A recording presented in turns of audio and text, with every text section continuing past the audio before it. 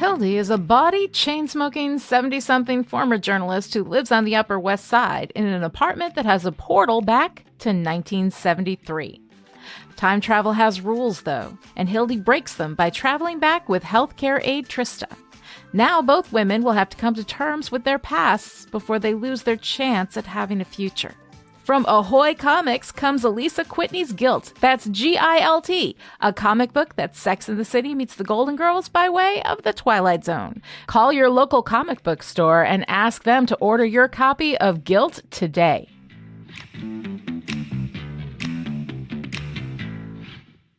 Welcome to Endless, a Sandman podcast from Chipperish Media. I'm story expert and sun god Lani Diane Rich.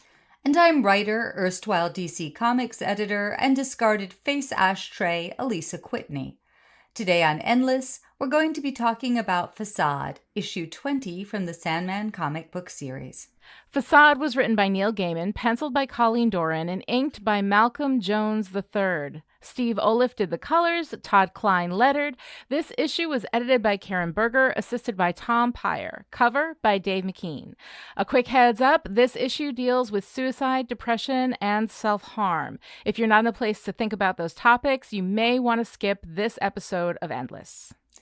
You people always hold on to your old identities, old faces and masks, long after they've served their purpose. But you've got to learn to throw things away eventually. Time to wake up.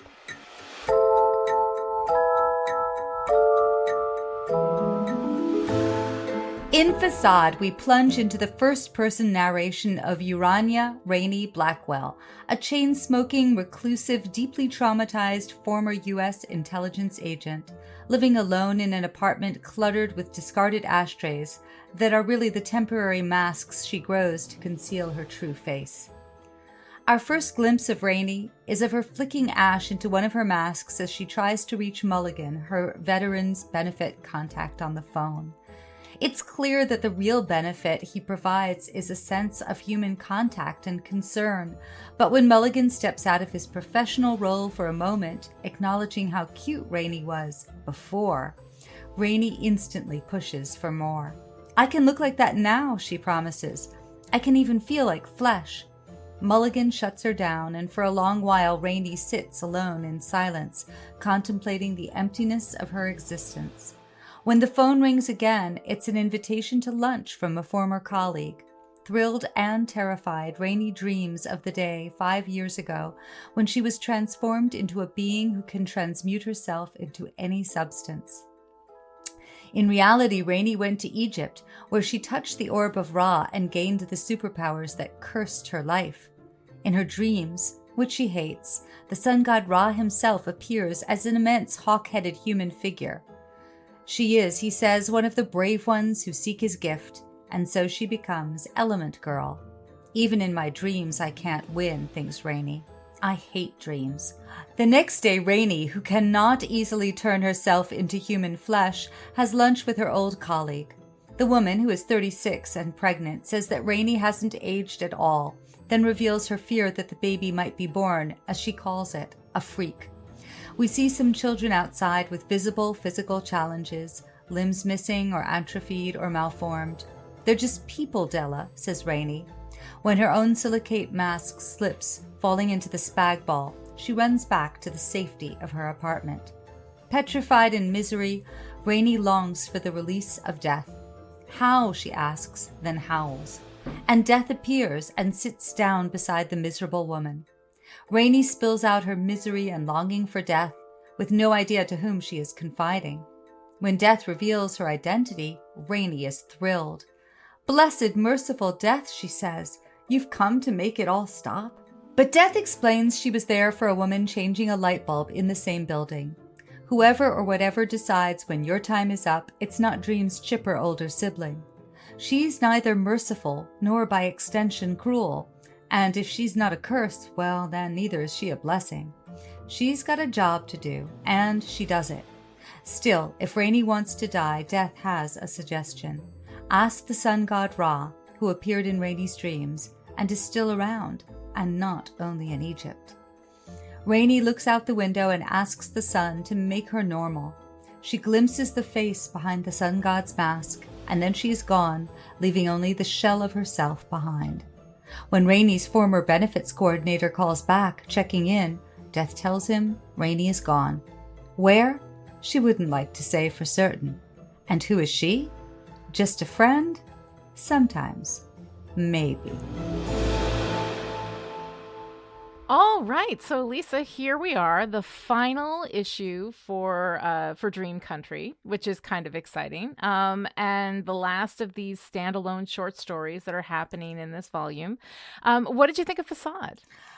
Oh, well, first of all, having gone from no summary to the War and Peace of summaries, I tried to condense it, but there was so much here to unpack. I mean, by popular demand, the summaries have returned. Yes. And that's, it's all an experiment. We're just, we're building this track. We're laying down track as the train is coming. And so we've gone back to it now. It turned out the plane needed that wing. That little piece was necessary. So anyway, this story, I think, can be read as, the story of a wounded war veteran. It can be the story of a beautiful woman dealing with an illness that makes her feel less than human, despite her considerable abilities. And it can be read as a story about the prisons we build for ourselves.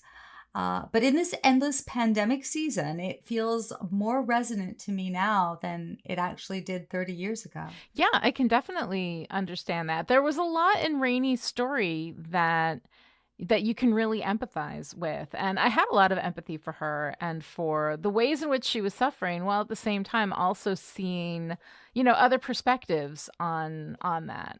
And this is like another kind of difficult story to engage with. I was, familiar with it. I'd listened to the audiobook when I was driving my kid back and forth from Columbus, Ohio. And so I'd heard it performed and sort of had a sense of it, but this is the first time I'd actually read the comic book. And the deeper I went into it, and there's something about, I think, if I was just reading it, and just kind of like moving through the series, I think I might move a little faster over this one. Like, here's all the stuff I didn't know. I don't know who Element Girl is. I had to look that up. I don't have that history. But coming through it, reading it for the purposes of this podcast and knowing that we were going to discuss it in depth, the deeper I looked into it, the more I actually thought about it, the more I really enjoyed it. I really enjoyed death. This being kind of a death story, which is really fun to spend. It's always fun to spend time with death.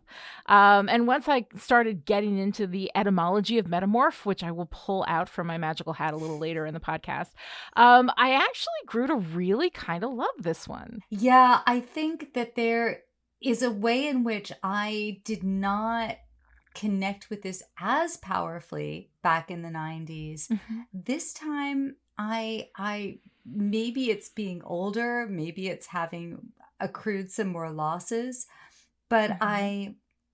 I felt really moved by it, and I felt, how wonderful it is to have as the embodiment of death a character who is as refreshingly upbeat as a Christmas Hallmark rom-com. Absolutely. I love Death. She's so, so fun. And I love how balanced and philosophical she is. Just cheerful, philosophical. Her job is to comfort. At the moment of death, she's there to like help people kind of cross over. But she really is a source of comfort and safety, even though you're in the least safe moment of your life, your death, which I think is really kind of an interesting type of character to place in that position. But before we get into talking deeply about the story, let's start, as we always do, with Dave McKean's art. There's a couple of different things. There are some really, really beautiful illustrations that I am completely in love with that are part of the overall volume. of Dream Country, which I would highly, highly recommend. I have the 30th anniversary edition, and I am in love with the art there. But for today, let's just talk about the cover for this particular issue. We have these, this cover. It's lovely bluish green tones. There's a very watery kind of sense of movement. A woman with green hair, and the hair is moving almost like ripples of water. A white mask. She's holding a white mask to her face with these delicate hands, but the fingertips are sharp. They have kind of the hint, at least to me, of claws. And below the mask that she's wearing are other masks that she has discarded with different expressions on them. And then below those, there are pieces of masks falling away that have almost this Picasso-esque sort of feel where the face is broken up into these like distinct shapes. I believe that's Cubist, but please let me, show my ignorance here. I have absolutely no idea. I know nothing about art, as all of you who listen to me talk about art already know. So it's not like I'm, revealing something about myself. But behind the woman, off to the right side of the illustration, there is something under the ripples of hair, kind of to the side of her face, and it looks to me like it's kind of like whitish fur. It almost has a sense of like a stuffed bear or a fuzzy pillow. It's something very soft, and it looks comforting, but it's also like she can't see it. It's right there and she can't see it. And I don't know if that's something that's intended, if it's supposed to be a bear, if it's supposed to be like a stuffed animal or a fuzzy pillow or whatever. But I find it so incredibly interesting. I absolutely love this cover. And then for the first time, I think, at least the first time that I can recall, we get an actual excerpt of dialogue from the story itself. In the early pages of the story, we get this quote: "I smoke a cigarette and I pretend I'm normal and I wish I were dead." And that is in this like handwritten, white scrawl. It's really kind of neat. And I have to say, like, all of the art in Dream Country, and especially the covers in the 30th anniversary, guys, I cannot recommend enough. Go take a look at that. I think they're all by Dave McKean, are just so beautifully to my taste. These are drawings that were absolutely made to delight me, and I love this artwork. Yeah, I know what you mean. For an issue that is dealing with someone who feels ugly and inhuman, it's a beautiful cover. The masks remind me a little of the masks of comedy and tragedy, and absolutely, I could frame that and hang it on my wall and live with it happily day after day. I also I know that you're a fan of Colleen Doran's artwork as well, and I think it's really interesting. I mean, when she started drawing this issue, she was, I think, very young. She was and is a beautiful, beautiful woman. And I love the fact that she can obviously draw a menacing sun god with all the muscle and kinetic force you want. But to my mind, what really sets her apart is how she really conveys the human side of the grotesque. So we've got all these crazy things happening with Rainey turning into different substances, but you get, the postures of despair, the nuances, the pacing of this very still issue in which not a lot happens, not a lot of external things happen. So that body language and the facial expression nuances is really, really important. I love that she's drawing real women, Della, who's in the restaurant with her. You can see all the little details of personality in the hair and wardrobing. In Hy Bender's book, I think that's the Sandman Companion, and that book was done more or less contemporaneously with the Sandman, whereas I think some of the other books about, I guess, my King of Dreams was as well, and some of the others have come after. But anyway, in Hy Bender's book, Neil said he thought Colleen, he saw her work, saw the potential, saw that she was being underused. And he points out that she did an amazing job, and that Malcolm Jones III did a really wonderful job inking her, because Mhm. an inker can either obliterate someone's style or really work with and enhance. I guess it's like makeup in a sense, and that I know that some people wear makeup and you can barely see what the face is underneath. So Right. he did not mask, but he Mhm. added this grungy, raggedy quality that really suits the story. Yeah. And Bender has this other little interview with Colleen about what she did, the methods she used to convey this whole story. And it's called method drawing. I don't know if they just said Oh that, my God. yeah, sort of Mhm. jokingly, but I loved hearing that. And Yeah. I've been increasingly interested in using method acting techniques in my writing. Mhm. So Colleen, I guess, said that she and Neil, first of all, she and Neil spent hours discussing the subtleties of Rainey's facial expressions and her positioning in each panel. Colleen herself acted out each scene in front of a mirror to see what her own body did. And the result is you get page after page of little or no dialogue or captions, and you just really have to read the artwork. It's so rare to get Mhm. silent panels that work that well when the artist and the writer are different people. If the writer and the Yeah. artist are the same person. But that is, I feel like I used to say that the silent panel is like the simultaneous orgasm of comics, in that the stars have to align, just right. And it's the thing you want.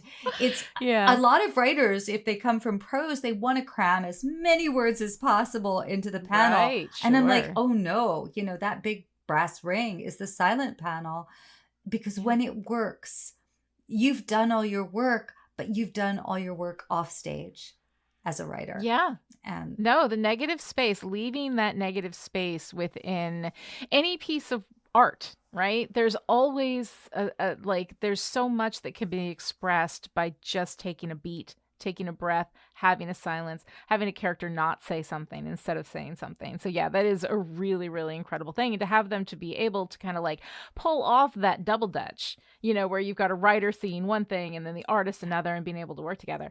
I discovered Colleen through Neil. Actually, I follow him on Twitter, and he retweets her stuff. She's been doing some artwork on some fairy tale stuff that he had done, and the artwork struck me as so beautiful, and so I immediately followed her, and I just absolutely love her work. And again, like, I am somebody who knows nothing about art. Like, I have no taste. I know nothing. I just like, I know what I love, I know what looks good to me and what I enjoy. And she is kind of, I think, one of those artists that was specifically made to delight me. Like, I just love all of her stuff. And it is part of that. There is that. I hadn't realized that was what I was responding to in her work, but it is that lovely beauty with teeth, mm, right? Which I think is something that harmonizes really well with Neil, because he does a lot of that. He'll do a lot of these things that are like deep emotion or funny or whatever, and then but the teeth are always there. And I think that that's something that makes this work kind of really resonate. I love having death here. And the thing is that this is, here we've got, I think this is am I correct, a first female artist working on Sandman? yes, as far as I'm aware, yes. I also just want to go back and say, to Neil's credit, I know of artists who say to me, oh, I got to work with this writer, and I always wanted to work with this writer.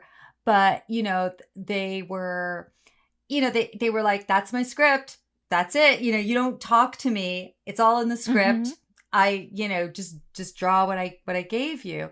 And the Mm-hmm. fact that Neil was in such close communication, that he was willing to do the back and forth and willing to create all these silent panels, I think it's such a good model for collaborative storytelling. Yeah, and I mean that's truly what it is. I mean, it is an extremely collaborative, I think, form for storytelling, and being a collaborative person. I think is essential to that kind of thing. I have thought about comics. I'm not sure I'm a collaborative person. I like writing novels. I like having control over everything. But I really respect that ability to kind of play it back and forth, And I think that is a sign of a confident artist, to be able to say, "Here's what I've got. Let's spin it and see where it goes." Okay, but back to Colleen Doran. Here we have a story that is a woman's story. We've got, Rainey as our main character. Death features prominently. Her friend Della is, kind of part of this whole mishmash. And it being a feminine story, there are times when when there's a story written by somebody who doesn't share the identity, where you can kind of feel that, you can kind of sense it. And I didn't feel that here. I felt a lot of empathy. I felt a lot of understanding. I kind of, as somebody who suffers from body dysmorphia, which is not exactly what she's got, because she's got superpowers, but I have an issue where I can't see myself clearly because of, trauma and whatever. And so like I have sympathy for that. And I feel like there was some of that was the feeling of it, the helplessness of it, that feeling of not being able to control anything, I really felt very accurately portrayed in Rainey. And that's kind of an incredible thing to be able to do that. And I appreciated, I mean, I don't know that it made a difference. I can't say at all that, Colleen would have done better than, like Mike or, whoever else might have been working on this. But there's something about having a woman doing these drawings that made me really feel like that there was somebody who got it, who really understood it. Even though in Neil's script, I think that he was able to empathize with it definitely enough, and it felt very real to me, So let's talk a little bit about death, because death is featuring fairly prominently in this issue, which does not have Dream in it. We talk of dreams, but it's not Dream who's here, it's death. Yeah, and it really is an issue that to me harkens back to that line that Dream says to his sister in issue 8. He says, "And I am far more terrible than you, my sister." And here we get a whole issue that shows a person for whom, Dream is the thing to be feared, and death the escape and the relief that she's seeking. But then we also have to contend with the fact that death isn't here for the person who wants and maybe needs her. She's there for some poor woman who fell off her stepladder changing a light bulb, which is always, I have to say, the way I fear I'm gonna go. I'm certainly gonna go that way. I'm gonna go buy hardware. I don't know. So yes. and there's this sense I get that death, for all of her charm and her empathy, she's also wearing a mask here, the mask of the pretty human goth girl that kind of conceals her elemental otherness. We learn a bunch about death. There's always world building, no matter how quiet and part of Neil's stories are very literary. They're often quiet stories of epiphany, these short stories. But even in these quiet epiphany stories, there's always this world building that adds to the Sandman mythology. So let's go through some of the things that we found here. We found, first of all, that death's function in the Sandman universe is that, everything dies eventually. And when the last living thing dies, death will be there to close things down, as she says, to turn off the lights, close the door, which might make her eventually the loneliest entity. To be the last one is sort of not not the easiest thing. She also lets us know that mythologies take longer to die than people believe. So a lot of the old gods are still around. Still kicking. She says Oblivion is not an option. So when Rainey is asking for Oblivion, if that's not an option, it implies that whatever happens after death is something, but not something that death cares to reveal, or maybe not something she can reveal. The language here is a little ambiguous. She says, "I wouldn't like to say for certain." Yeah. So that sounds like there's a choice in there. Mhm. And then there's an implication here that there is some reincarnation of some aspect, at least, of one's essential self, because Mhm. Death says to Rainey, better luck next time. Better luck next time. Yeah, which is, I think, really kind of an interesting idea. And all of this, and it is some really lovely world building. And we get, actually a little speechifying from Death. I almost had a sense of Grapes of Wrath when, when somebody falls off their chair trying to change a light bulb, I'll be there. When somebody, Yeah. sticks a fork in a toaster, I'll be there. And then the idea that like she'll be the one to turn out the lights. And the thing is that when everything else is gone, when everyone else is gone, I think the presumption is that so will her brothers and sisters, her siblings, right? They'll all Absolutely. be gone Yeah. too. So she will be the last one. And we talk about, like you said, that Morpheus said, "You're far more terrible," or "I'm far more terrible than you are, but everybody fears you." And it's interesting too because this is the one issue of Dream Country where Morpheus isn't present at all. Right, we don't have him here at all, except this one moment where she's talking about dreams, and the bad dreams are nightmares, and that's fine. She's fine with the nightmares. The terrible dreams are the ones where she's normal and happy, Mm, and yeah. then she has to wake up, you know? And I thought that that was such a lovely kind of turn on the all the ways in which dreams can cause us pain, can be difficult, and I thought that was a really kind of a neat little turn in there. All right, so let's talk a little bit about masking. Yeah, I thought this was interesting. I mean, I Rainey obviously is masking. That is, she's Hmm. creating facades to present a more typical face to the world.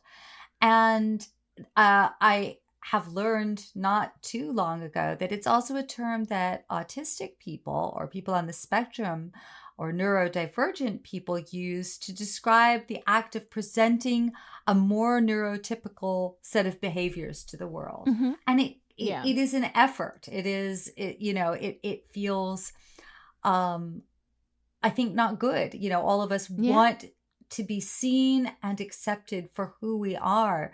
So that kind of masking, It is, takes a lot of energy, like she says that she can put the mask on, yeah, but then eventually it just falls off. And I think that when you have to engage in masking behaviors in order to have some sense of acceptance, it is going to fall off because it's exhausting. It's drawing a lot of energy for you to be able to do that.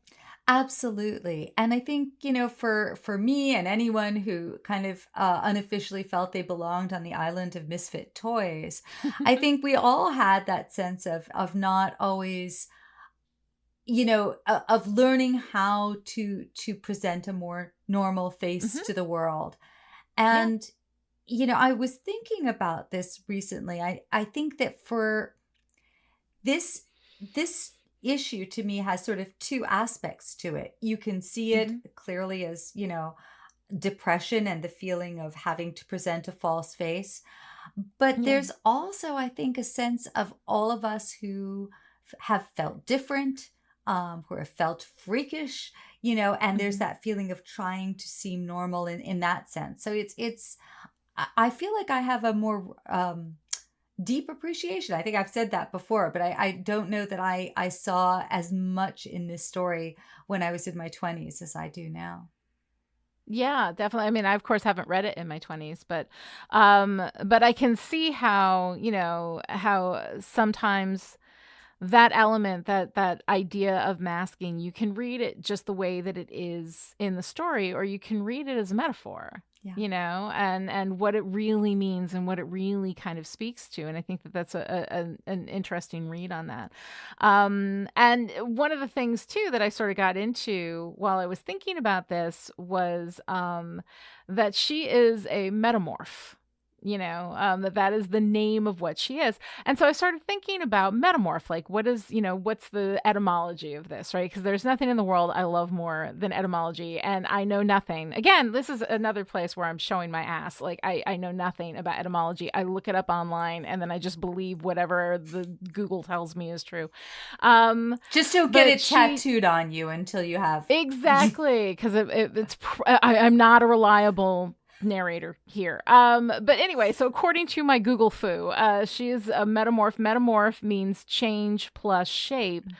And the irony, of course, is that she's miserable because she cannot change, because she has changed and she's trying to hold on to this like old life. And so I thought it was a really interesting kind of thing when I started getting to the thing. And then I was thinking about Morpheus, right? Because morph is the shape. I always read morph as the root, that it meant change, but that's not what it means. So when I think of metamorphosis, when I thought, when I read Kafka in like high school or whatever, I always thought that the morph was the changing. That is always read that way to me. But morph is the Morpheus in the Greek is the maker of shapes. Right? He spins out the dreams and the stories and all of that, which makes that that name a little more meaningful to me. But this idea that that death kind of throws out at her, that you make your own hell. Right. We have actually a couple of messages from Death here, which I find really interesting. One is about giving up and letting go. She says, you people always hold on to your identities, old faces and masks long after they've served their purpose. But then she's like, YOLO, live the moment, right? Everything dies eventually. Like there's no rush, you're going to die eventually anyway. So you might as well just experience the experience. And then she says, and you make your own hell. And this is an idea that kind of stood out to me while I was reading it, because I both really like and really don't like this idea. You make your own hell. And I think the problem for me in it is really a cultural problem, is that we in America, this is a very American attitude. I'm not sure how much more of the Western world has infected. I can only speak to my personal experience. We have this very like blame-centric, kind of attitude, where an idea like this is basically summing up, well, it's your own damn fault. And there's something about saying, well, it's your own damn fault, that for some in a lot of ways is like, I refuse to feel sorry for you because you made your bed. Now you got to lie in it, as though people whose choices have not turned out the way that they thought they would somehow deserve their pain and suffering, which is something I just don't subscribe to. It's such a cold way of looking at things. And I mean, sure, sometimes our hells are of our own making, but that doesn't mean that we don't deserve compassion and empathy. But here we have Death, who says this thing, but exhibits the exact compassion and empathy that I really love, which is available also in this idea, you make your own hell.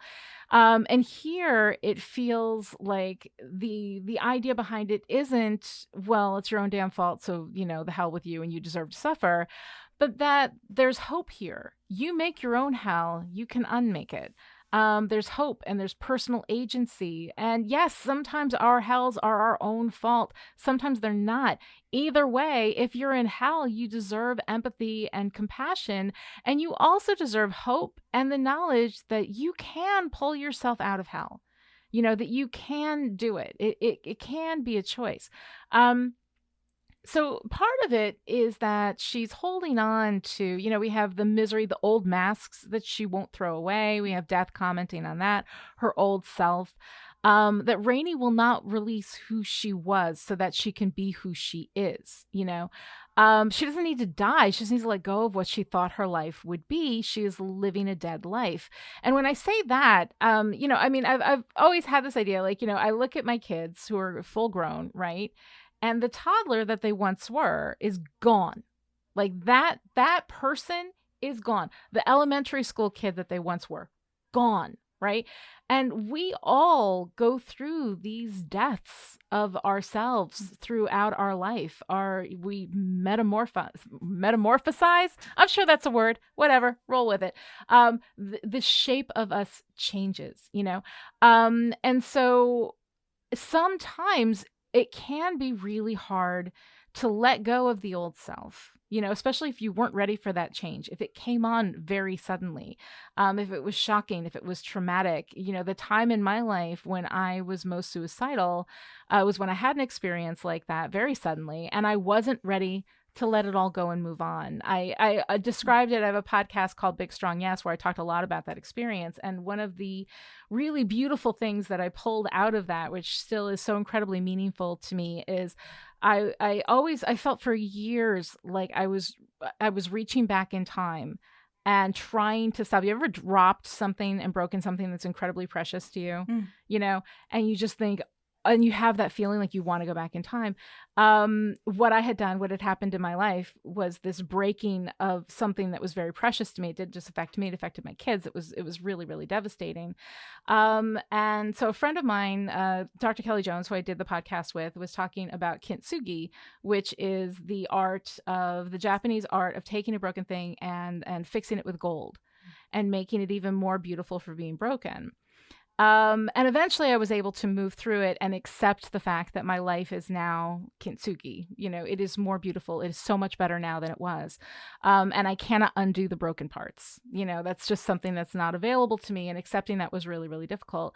And so I think part of that may be why I love this issue as much as I do, because I see that in her. I recognize that experience. I have empathy for how that feels, that the hell, yes, was of my own making, but I had to process my way through it. I had to work through it. I had to find the gold in order to bond all the broken pieces until I could function again, And, that is one of the, I think, most valuable and important purposes of fiction. Is it helps, going through stories like this can help you process your own trauma, your own broken parts, your own precious thing that you're trying to reach back in time to prevent breaking, but it's already broken, And so I see this in Rainey, and even though her ending is the one that I wouldn't want for her, I understand it. I understand. I remember what that felt like. That sense of hopelessness, that sense of every day I wake up and the terrible dreams are the good ones where everything is okay again. And then you wake up and you're in this hell again.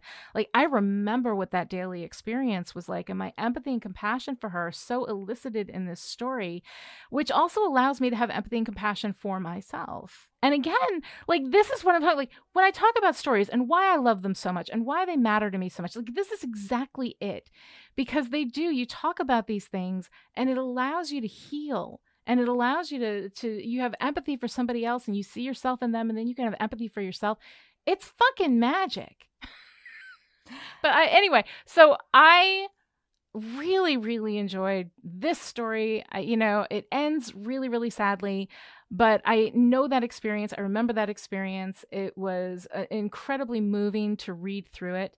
And quickly before I move away from this subject, for anybody out there listening, life is hard. Depression is the absolute worst. It makes life feel impossible, and the desire for the pain to stop is incredibly real. If you are out there and you are feeling bad enough to want to call on the sun god Ra and make it all end, please call the National Suicide Prevention Hotline. It is 1-800-273-8255. I will also put that number in the show notes. Put it on your speed dial if you have to. Life is hard, but it is also precious.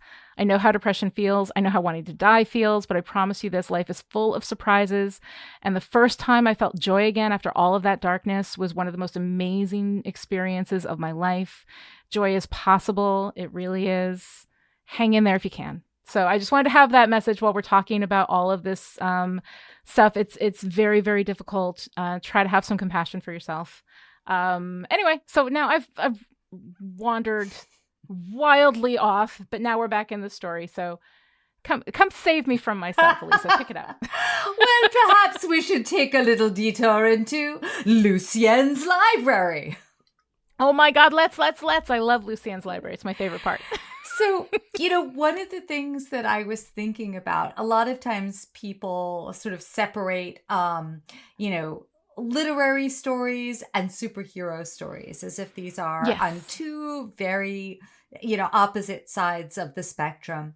And I think that Neil's interest in superheroes, we can see here, is to use them as ways to get at these very personal, intimate stories about depression, about despair, about struggling with creativity, and stuff that we find very relatable.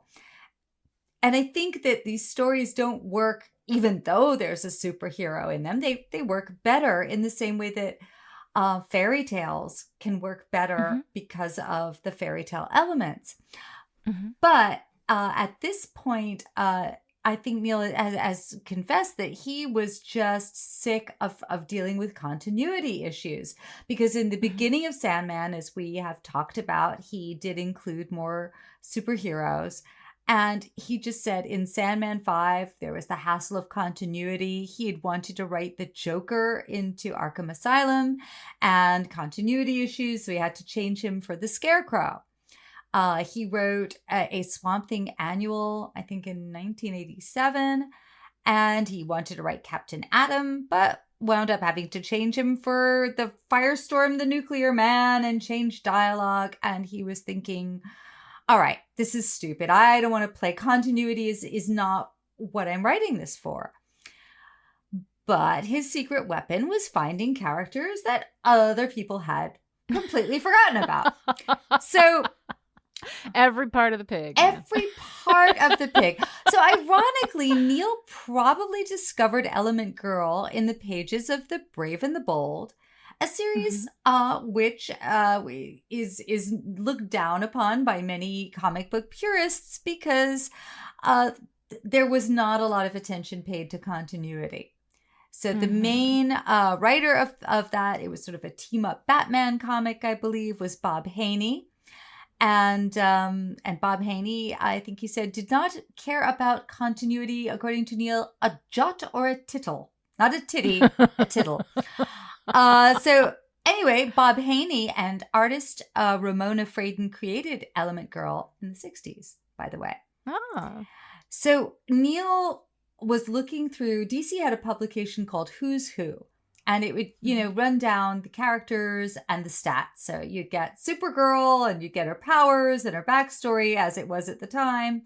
I think sometimes I remember complaining about some of the heights and weights. I was like, wait a minute. She's 5'9" and 120 pounds. I think she needs an infusion or whatever it was. So just pin her down and, give her a chance to eat. But anyway, so in the Who's Who, you get this rundown. And when Neil realized that Element Girl had been left out of the Who's Who, he said, I could strike like a snake. And he also found Prez in the same way. Prez, the teenage president, who is now, of course, the 36-year-old prime minister of Finland, who went out clubbing without her phone and missed an important message that she was supposed to be quarantining herself. But that's another story. So anyway, so he figured this is good. I can use Element Girl, and continuity is not going to be an issue. And from that, we can see that, he both loved the magic of superheroes, but he was using them to get at these universal and very human concerns, story concerns. This leads me to the teen Neil story. Yes, ooh, boys and girls, this is a story of the teenage Neil.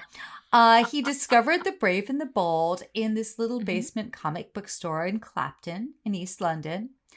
So he says that one of his friends got a hold of a zine. So these zines were these very DIY little magazines with some stories and artwork and reviews. And this one advertised comics for sale. So on the last day of school, there was a half day, and Neil and his friends pooled their money, took buses and trains, and got to this store, which was in a little basement. And it was run by a guy called Alan Austin, who both owned the store and put out the zines. And I just did a little reading about Alan Austin. He was one of the most respected figures in British comic book fandom. And I think it says that he was the first full-time comic book seller. Is that, I think, yes. Wow.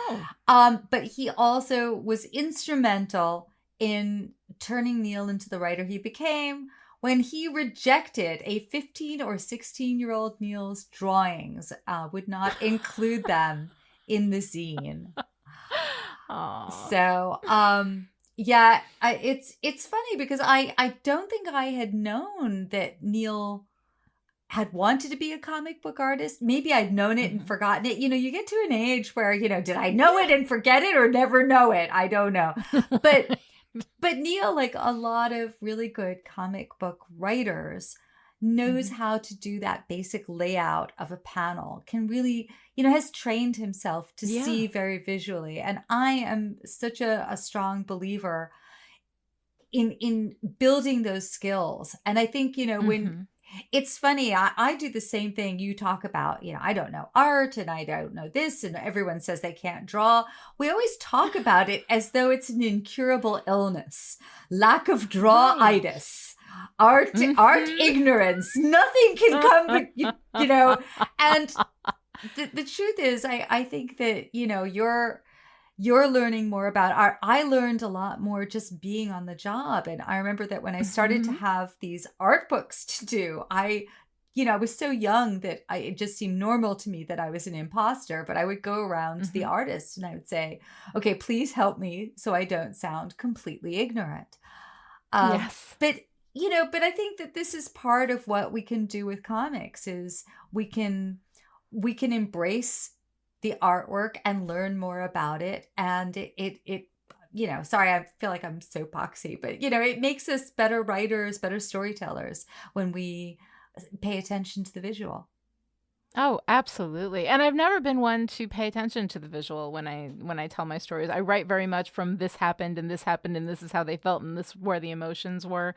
And so I find that the experience of reading all of these comic books and thinking not just about how the art is expressing the story, but also how efficiently the story is being expressed through the artwork, how much the words are the words are allowing the art to carry also a lot of the story. It's been a wonderful experience for me. My thing is that like, if you talk to me about like Art Deco or like anything that like art people are supposed to know, like I don't know anything, but but learning how to think more visually, I think is a really, really valuable thing. And as now I'm going back into starting to write again, which is very exciting because I haven't been able to do that for a while. I really love what the experience of doing this podcast and really digging into and thinking very consciously and very deliberately about the art, what that does for me as a writer. I'm going to be very interested to see how that understanding, that awareness like influences the ways in which I write. So, I mean, I can absolutely recommend for any writers out there to engage with forms with which you are unfamiliar as much as possible, because those are the forms that have the most to teach you. Yeah, and not to be scared of not being good at something, although that's definitely easier to say than to do. I also wanted to talk about depression as well. Neil has said that this is really a story about depression. And in Hyde Bender's book, he says, what it's really about is someone whose life has just shrunk. You want to say to the person, but you're amazingly cool and powerful. You can do anything. And yet you're living in a one-room flat, scared to get out. But from Rainey's perspective, he said she's stuck in a body that's no longer even remotely human. And Neil went on to say that he didn't think her solution was the correct one, but he felt that the ending worked in the context of the story. Yeah. And, I just found myself reflecting about how this story hits me so differently in the time of COVID, because suddenly we're all, at different times we've been stuck indoors, some people have been quarantined in one room. And it's really put people, out of control of things. So I going to be so fascinated to see how Element Girl is transformed, not only by being, acted by human actors, but also by the fact that we're living through an Element Girl moment. Yeah, no, we absolutely are living through an Element Girl moment. And again, like, being able to activate that compassion for that experience. And death, the way that death comes in and talks to her with so much compassion, Yeah. so much empathy. And like, yeah, the reality of your situation is this, and it's difficult and it sucks, but I'm here and we can talk and all of that. And that sometimes just making yourself available, not just when other people are suffering, but when you're suffering, and being able to kind of talk about it. I think this is a nice, I mean, as sad as the story is, I think it's a really important story to engage with at this particular moment. I think it's incredibly valuable. One of the things, as long as we're in Lucien's library, I looked up Element Girl. I found out her history and like where she was and where she was used, and of course was just in this little part. And so I love that Neil plucked her from obscurity and brought her into this. But there was also another character. There's Della Kariakis, right? So, okay, there are certain clues that I look for to like find somebody in the bowels of DC, right? It's like that they have a specific name. This character like has all the trademarks of every part of the pig character pulled from somewhere else in the DC Comics universe. So I got all excited and did some, digging, and all I could find were the Kiriakises from Days of Our Lives in the 80s, which I'm also familiar because I watched it then. And I found nothing. I couldn't find any evidence of this character existing anywhere else. So here is my headcanon. In the story for Element Girl before this, right? She was in love with Metamorpho, Rex Mason, who dumped her for another woman whom he married. I think he cheated on this woman. He was going to marry her, cheated on her with Rainey, then left Rainey to go back and marry that woman originally. I believe that is the story that I found, deep in the bowels of Google. And here we have this story where Della shows up. She's pregnant by a married man. It's Rex. And it's good that Rainey never found out because, oh boy. So anyway, I'm just saying that is my headcanon right now, is that Della is pregnant by Rex, who dumped Rainey and is married to somebody else now. I think that is when you start writing comics. I think that's going to be like Lainey, bringing the Days of Our Lives Kyriakis fusion to the Element Girl story. I'm here for it. Oh my God. I would absolutely do that. I don't think that DC is going to come calling on me to like do that, but I will be in the fan fiction pages and pulling that together. That'd be really fun. All right. So, Alisa, here we are at the end where we get to do my favorite part of the show, which is where we talk about our favorite parts of the issue. What is your favorite page from this? Well, it's got to be the face in the bolognese. I just, who hasn't just lost their face in the bolognese? Yeah. By the way, the British say Spag Bol, which is even better. Mm-hmm. I just also, it is both comic and tragic. And the way that we are in Rainey's point of view as the mask slips and the eye slips. And then suddenly we change to get Della's reaction. It was... And like all truly humiliating moments in an elegant, Italian restaurant, it just, I cannot wait to see that one played out for real. Oh my God, that's going to be so interesting to see how that goes in the TV show. I have to say, my favorite was the panels at the bottom of this one page, where it's in the beginning of the story. She's sitting after she called Mulligan, and we see her in the same position. And there's 3 panels, but it's just the light is changing. So nothing is changing. Her position isn't changing. Her expression isn't changing.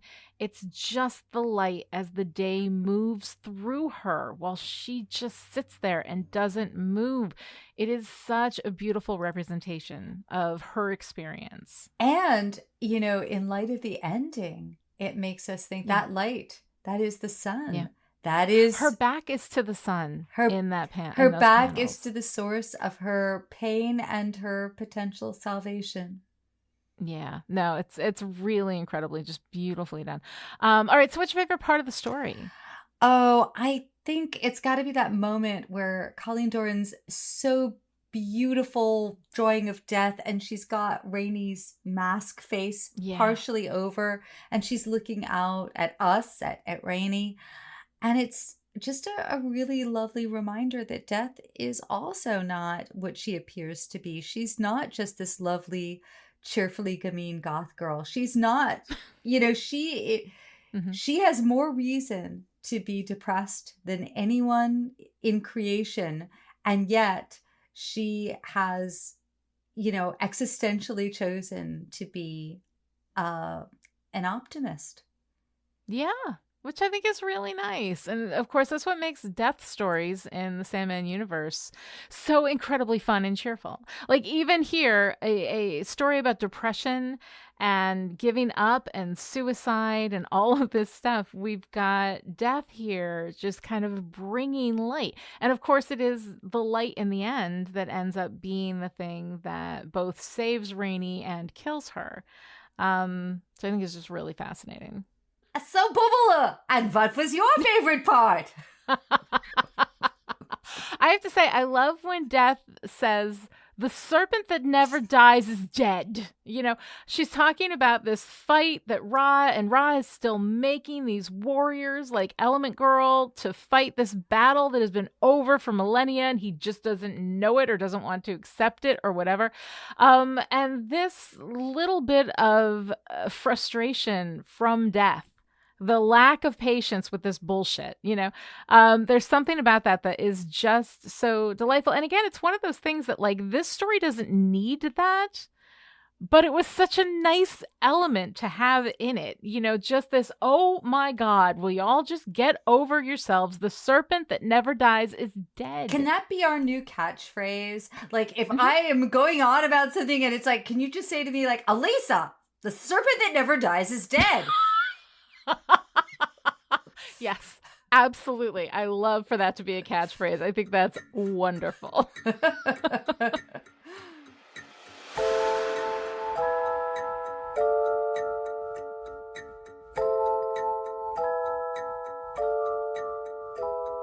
All right, if you enjoyed this conversation, would like to join in, connect with the show on Twitter, follow @Chipperish and use the hashtag #EndlessPodcast, or send your comments or questions to endless@chipperish.com. This episode of Endless was brought to you by the Chipperish media producers who support us on Patreon at the power producer level. These people are the reason why Endless is coming to you free and ad-free right now, so thank you to Abby, Alice, Christina, Erica, Jane, Kevin, Kristen, Michael, Rose, Sarah, Shelley, and Stephania. And this week's special message for our power producers: Oblivion isn't an option, I'm afraid. To find out how you too can support Chipperish Media, visit patreon.com/Chipperish. Other ways to show your support: write a great review on Apple Podcasts, tell your friends about the show, or keep bringing the Metamorphe into existence even though the battle they fought ended ages ago. This episode of Endless was edited by Chipperish content editor Jack Cram. Jack, you look incredible, hun. You haven't aged a single day. You must tell me your secret. We're taking some time off for the holidays, but we'll be back on January 4th with Season of Mists Prologue, issue 21 of the Sandman series. Until then, okay, I'll help you if you want. That's what I get for getting involved.